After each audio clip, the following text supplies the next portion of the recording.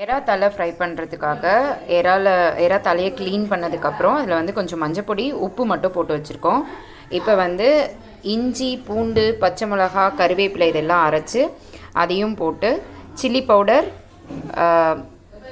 கருவேப்பிலை கொஞ்சம் போட்டு நம்ம வந்து மேக்னேட் பண்ணி வச்சிடலாம். ஒரு 1 hour 1.5 hours அப்புறம் நம்ம வந்து ஃப்ரை பண்ணி எடுத்துடலாம்.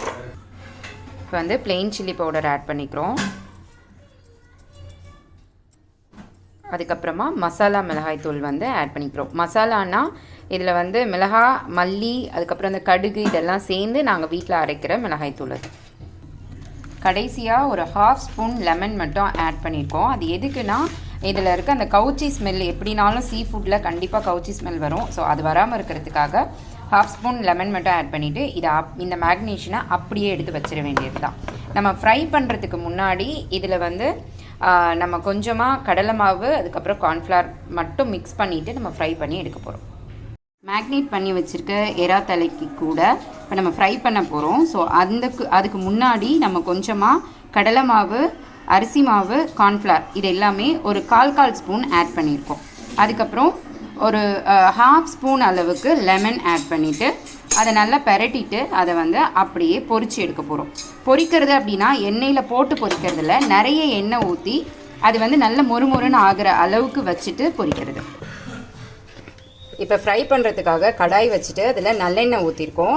இதுக்கு வந்து கொஞ்சம் நிறைய எண்ணெய் தான் தேவைப்படும். அதனால் நாங்கள் ஒரு 4லேருந்து 5 கரண்டி எண்ணெய் ஊற்றிருக்கோம். இப்போ நம்ம வந்து கலக்கி வச்சுருக்க அந்த மேக்னேட் பண்ணி வச்சுருக்க இறால் தலையை வந்து நம்ம ஆட் பண்ணிவிட்டு நல்ல மொறுன்னு ஆகிற அளவுக்கு இதை வந்து நம்ம ஃப்ரை பண்ணி எடுத்துக்க போகிறோம். ஸோ ஒரு பக்கம் வெந்துருச்சு. இப்போ 2வது பக்கம் நம்ம திருப்பி விட்டு நல்ல மொறுன்னு ஆகிற அளவுக்கு வந்து இதை ஃப்ரை பண்ணி எடுத்துக்கலாம். ஸோ இப்போ நீங்கள் மேலே பார்த்தீங்கனாலே தெரிஞ்சிருக்கோம் ஓரளவுக்கு மொறுன்னு ஆகிருக்கு. ஸ்டில் இதை வந்து நல்லா டீப் ஃப்ரை பண்ணணும். அப்படி பண்ணி நீங்கள் சாப்பிட்டீங்க அப்படின்னா இனிமேல் எறா தலையை நீங்கள் வேஸ்ட் பண்ணவே மாட்டீங்க. ஒரு தடவை இதை டேஸ்ட் பண்ணிட்டீங்கன்னா கண்டிப்பாக எவ்ரி டைம் நீங்கள் இதை ட்ரை பண்ணுவீங்க.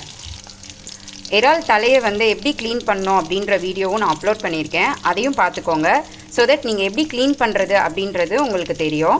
அதே மாதிரி இறால் தலையை வந்து வறுத்ததுக்கப்புறம் இதில் வந்து நீங்கள் கொஞ்சம் கருவேப்பிலையும் நீங்கள் போட்டு வறுத்தீங்க அப்படின்னா அதோட ஃப்ளேவர் வந்து ரொம்ப சூப்பராக இருக்கும். நான் லாஸ்ட்டாக அதை ஆட் பண்ணலான்னு இருக்கேன். ஸோ இப்போ நான் வந்து கருவேப்பிலையை ஆட் பண்ணிக்கிறேன். கருவேப்பிலையும் நல்லா பொரிஞ்சதுக்கப்புறம் கருவேப்பிலையோட ஃப்ளேவர் வந்து அந்த எண்ணெயில் இறங்கி அது வந்து இந்த தலையோடவும் சேர்ந்து ரொம்ப சூப்பராக இருக்கும் சாப்பிடும்போது. கண்டிப்பாக நிறைய பேர் வந்து இது வரைக்கும் எறா தலை எப்படி சமைக்கிறது இப்படி சமைச்சு சாப்பிடுவாங்களான்னு உங்களுக்கு தெரியாததாக தான் இருக்கும்னு நான் நினைக்கிறேன். கண்டிப்பாக இந்த ரெசிபியை எல்லோரும் ட்ரை பண்ணி பாருங்கள். சூப்பரான எறா தலை ஃப்ரை ரெடி ஆகிடுச்சு. ஸோ கண்டிப்பாக இந்த ரெசிபியை ட்ரை பண்ணி பாருங்கள்.